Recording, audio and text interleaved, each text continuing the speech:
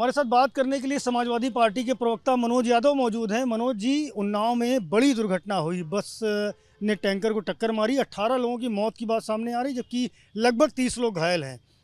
बिना परमिट के, बिना फिटनेस की गाड़ियां उत्तर प्रदेश में आ रही हैं। किस तरह से इस पूरे घटनाक्रम को देखते हैं आप? निश्चय ही ये बड़ा दुर्भाग्यपूर्ण है कि उत्तर प्रदेश में आए दिन सड़कों पे हादसे हो रहे हैं, जलसों में हादसे हो रहे हैं। सरकार इस पे अपनी तरफ शून्यता की तरफ है। ना तो मैं देख पा रहा हूँ कि स्पीड को लेके किसी तरीके का कोई कानून बना पा रही है सरकार, ना एक्सप्रेस वे पे भी कैसे कंट्रोल किया जाए, कैसे एक्सीडेंट ना हो, इस पे सरकार कोई भी ऐसा काम नहीं कर रही जिससे कि ये सारी घटनाएं रोक सकें। दुर्भाग्यपूर्ण है। लेकिन मेरे ख्याल से परिवहन विभाग का जो भ्रष्टाचार का पूरा मकड़जाल बना है वो हम आप कल्पना से परे है। और सरकार की नीयत बिल्कुल स्पष्ट है कि भ्रष्टाचार होता रहेगा, लोग मरते रहें। योगी सरकार का सबसे बड़ा अचीवमेंट ये है कि मौतें होंगी तभी योगी सरकार को संतुष्टि मिलेगी, क्योंकि हर दिन बड़ी तादाद में उत्तर प्रदेश में मौतें हो रही हैं। आरएसएस से जुड़ी एक पत्रिका है जिसका ये दावा है कि कुछ राज्यों में मुस्लिम आबादी बहुत तेज़ी से बढ़ रही है। ऐसे में जनसंख्या नियंत्रण कानून लाया जाना चाहिए जिससे कि ये असंतुलन जो है जातीय धार्मिक, ये कंट्रोल हो सके। आरएसएस किससे कह रहे हैं? राहुल गांधी जी से कहना चाह रहे हैं, आदरणीय अखिलेश यादव जी से कहना चाह रहे हैं, या इंडिया गठबंधन के नेताओं से कहना चाह रहे हैं? ये तो स्पष्ट करें। 10 साल से प्रधानमंत्री नरेंद्र मोदी हैं। नरेंद्र मोदी आरएसएस से ताल्लुक़ रखते हैं, और अगर किसी भी राष्ट्र के लिए जनसंख्या वृद्धि घातक है, ये तो बड़ी पुरानी बात है। और इसीलिए पूर्व की सरकारों ने तमाम सारी पॉलिसीज़ बनाई, हम दो हमारे दो का नारा दिया, जनसंख्या नियंत्रण के लिए तमाम सारे और उपाय बताए। इस सरकार का सारा फोकस नरेंद्र मोदी पे है। तो नरेंद्र मोदी चमक रहे हैं, देश नहीं चमक रहा है। अगर आरएसएस नरेंद्र मोदी से कहने में असक्षम है तो मैं कुछ नहीं कर सकता। विपक्ष लगातार इस बात को कह रहा है कि इस देश में प्रोत्साहन के जरिए कानून बना के, रिबेट दे के, तमाम सारी स्कीम बना के जनसंख्या को नियंत्रित करने के प्रोग्राम बनाए जा सकते हैं। नरेंद्र मोदी फोकस कहीं और है। बसपा सुप्रीमो मायावती का कहना है कि जो हाथरस कांड में एसआईटी हुई थी उसमें भोले बाबा को क्लीन चिट दे दी गई, जबकि उम्मीद की जा रही थी कि भोले बाबा पर ही शिकंजा कसेगा। इस पूरे बयान को लेकर के आप क्या कहेंगे?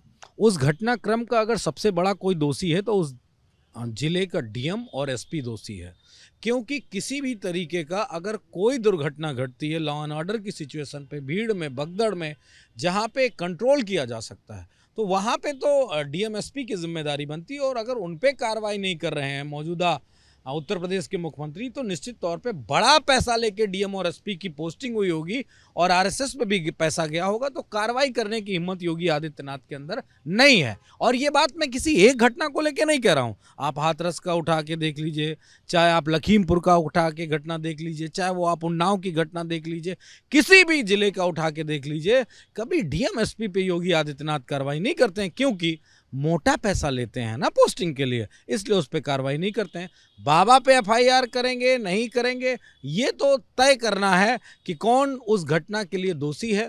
उस दोषी को जरूर सजा मिलनी चाहिए। और बड़ी इंपॉर्टेंट बात कि जो लोग इस दुनिया में नहीं रह गए उस घटना में, उसमें बड़ी मदद सरकार को करनी चाहिए, और सरकार अब तक बड़ी मदद करने में मेरे ख्याल से पूर्ण रूप से असफल रही।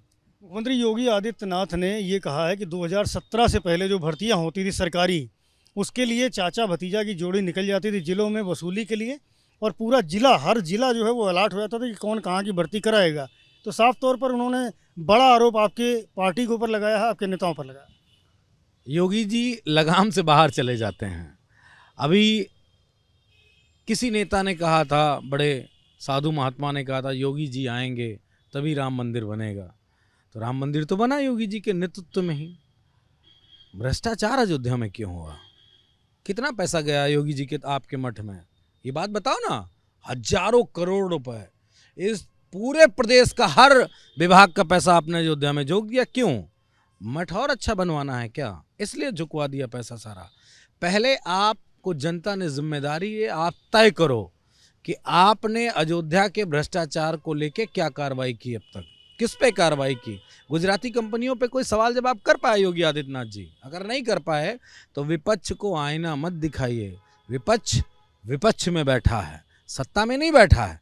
और अगर फिर भी आपको राजनीति करनी नहीं आती है तो आपको मनोज यादव ये तमका देते हैं, आप उत्तर प्रदेश के सबसे असफल मुख्यमंत्री हैं, सबसे भ्रष्टाचार को प्रश्रय देने वाले मुख्यमंत्री हैं, सबसे ज़्यादा पुलिस कस्टडी में मौत होने वाले मुख्यमंत्री हैं, सबसे ज़्यादा पुलिस कस्टडी में लोगों की हत्या करने वाले मुख्यमंत्री हैं। इसलिए आपको ये नैतिक अधिकार नहीं है कि आप इस तरह का कोई सवाल विपक्ष से पूछो।